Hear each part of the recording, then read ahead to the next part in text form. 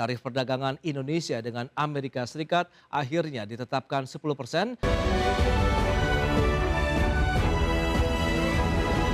Ya, Amerika Serikat resmi memberlakukan tarif bea masuk 10% untuk Indonesia. Ketetapan ini diberlakukan hingga 24 Juni 2026.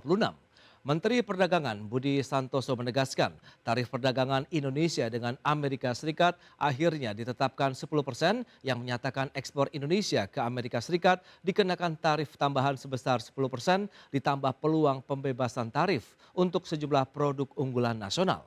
Ketetapan ini berpotensi menjadi pendorong pertumbuhan ekonomi Indonesia dengan peluang besar bebas tarif produk unggulan Indonesia. Mendak menambahkan hasil akhir kesepakatan perdagangan yang diterbitkan Kantor Perwakilan Dagang Amerika Serikat ini memberikan pengakuan positif terhadap langkah Indonesia. Adapun Indonesia resmi masuk dalam kelompok 6 negara prioritas atau Good Group bersama Kanada, Ekuador, Uni Eropa, Meksiko, dan Pakistan. Kelompok ini memperoleh pertimbangan khusus dalam kebijakan perdagangan negeri Paman Sam setelah dinilai menunjukkan komitmen nyata dalam menanggulangi praktek kerja paksa dan melarang impor produk yang terindikasi dari praktek tersebut. Pada prinsipnya kita mendapatkan kesempatan yang baik dan kita akan terus berkomunikasi dengan pemerintah Amerika terkait mungkin nanti komoditas lain yang kita bisa misalnya 0% ya, karena ini kan ada ketentuan baru lagi dari Amerika. Presiden Prabowo Subianto resmi menerbitkan Peraturan Pemerintah Nomor 24 Tahun 2026 tentang tata kelola ekspor komoditas sumber daya alam strategis. Dalam PP ini, PT Danantara Sumber Daya Indonesia diberi kewenangan untuk menentukan harga jual komoditas sumber daya alam strategis. Presiden Prabowo Subianto resmi menerbitkan Peraturan Pemerintah Nomor 24 Tahun 2026 tentang tata kelola ekspor komoditas sumber daya alam strategis.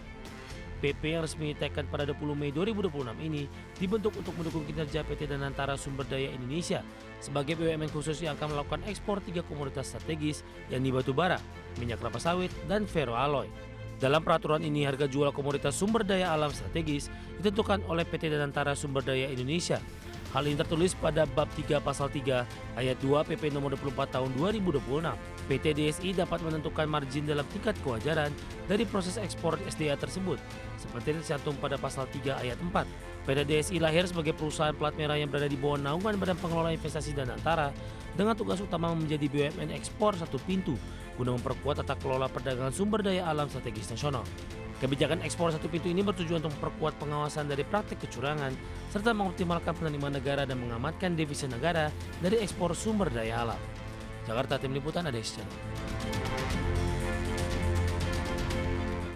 Ya, pemirsa, dalam 5 bulan pertama tahun 2026, pemerintah telah menarik utang baru sebesar 386 triliun rupiah. Meski kembali menambah utang, Kementerian Keuangan menegaskan pemerintah tidak menghadapi kendala dalam penerbitan surat utang negara maupun instrumen pembiayaan lainnya. Pemerintah telah menarik utang baru sebesar 386 triliun hingga akhir Mei 2026. Nilai tersebut setara dengan 46,4% dari target pembiayaan utang dalam APBN 2026 yang ditetapkan sebesar 832,2 triliun rupiah. Secara keseluruhan, realisasi pembiayaan anggaran hingga Mei 2026 mencapai 379,4 triliun atau 55,1% dari target APBN sebesar 689,1 triliun. Dari sisi pembiayaan non-utang, pemerintah mencatat realisasi negatif sebesar 6,5 triliun atau setara dengan 4,4% dari target 143,1 triliun. Meski kembali menambah hutang, Kementerian Keuangan menegaskan pemerintah tidak menghadapi kendala dalam penerbitan surat utang negara maupun instrumen pembiayaan lainnya. Kementerian Keuangan mencatat yield Sun tenor 10 tahun berada di level 6,68% per 3 Juni 2026. Angka tersebut relatif stabil dibandingkan beberapa bulan sebelumnya, meski pasar global masih dibayangi ketidakpastian. Berbagai sumber, IDX Channel. Ya, sementara itu sebagai balasan atas serangan Iran pada hari Minggu malam, Israel meluncurkan serangan ke Iran pada hari Senin ini. Israel tetap menyerang Iran meski telah dibujuk oleh Presiden Amerika Serikat Donald Trump untuk menunda serangan balasan tersebut. Militer Israel mengklaim telah meluncurkan serangan balasan ke sejumlah target militer di wilayah Iran. Media Iran menyebutkan ledakan terdengar di 3 wilayah, yakni Teheran, Isfahan, dan juga Tabriz. Sebelumnya, Perdana Menteri Israel Benjamin Netanyahu disebut telah menyetujui permintaan Trump untuk menunda serangan demi mengejar kesepakatan damai antara Israel dan Iran. Trump bahkan menyatakan Netanyahu tidak memegang kendali atas keputusan strategis tersebut. Pernyataan ini muncul setelah militer Israel mendadak meluncurkan serangan udara ke wilayah ibu kota Beirut, Lebanon pada hari Minggu kemarin. Langkah tersebut menjadi serangan pertama sejak Amerika Serikat mengumumkan rencana gencatan senjata untuk Lebanon pada pekan lalu.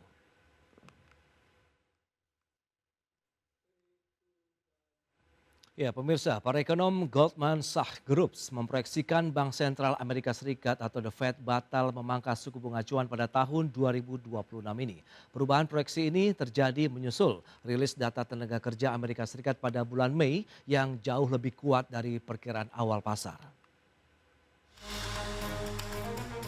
Para ekonom Goldman Sachs Group memproyeksikan Bank Sentral Amerika Serikat atau The Fed batal memangkas suku bunga acuan pada tahun 2026 ini. Pasar tenaga kerja Amerika Serikat yang solid membuat The Fed yakini tidak perlu segera memangkas suku bunga untuk mengenjot pertumbuhan ekonomi. Goldman Sachs kini memperkirakan 2 kali pemangkasan suku bunga baru akan terjadi pada bulan Juni dan Desember 2027 mendatang. Jadwal terbaru ini resmi mundur dari proyeksi awal mereka yang sebelumnya menargetkan pelonggaran moneter pada Desember 2026 dan Maret 2027. Kekuatan fundamental ekonomi ini bahkan sempat memicu spekulasi di kalangan investor obligasi bahwa Bank Sentral justru berpotensi menaikkan suku bunga sebesar 1/4 poin pada Desember 2026 nanti. Ekspektasi pasar tersebut muncul sebagai respon atas potensi lonjakan inflasi global akibat eskalasi perang di kawasan Iran. Namun para ekonom Goldman Sachs menilai peluang The Fed untuk menaikkan suku bunga masih sangat kecil karena tekanan inflasi saat ini diyakini hanya bersifat sementara. Kepala Ekonom Amerika Serikat Goldman Sachs David Miracle dalam catatan resminya menegaskan bahwa siklus inflasi saat ini tampaknya kurang mungkin menjadi sebuah tren yang berkelanjutan. Sebagai bentuk optimisme terhadap daya tahan ekonomi domestik, pihak Goldman Sachs juga merevisi turun perkiraan tingkat pengangguran Amerika Serikat. Angka proyeksi pengangguran untuk tahun ini resmi dipangkas menjadi 4,4% dari perkiraan sebelumnya yang berada di level 4,6%. Berbagai sumber IDX Journal. Suzuki Motor Corporation menargetkan kenaikan penjualan hingga 20% di kawasan Afrika dalam beberapa tahun ke depan. Informasinya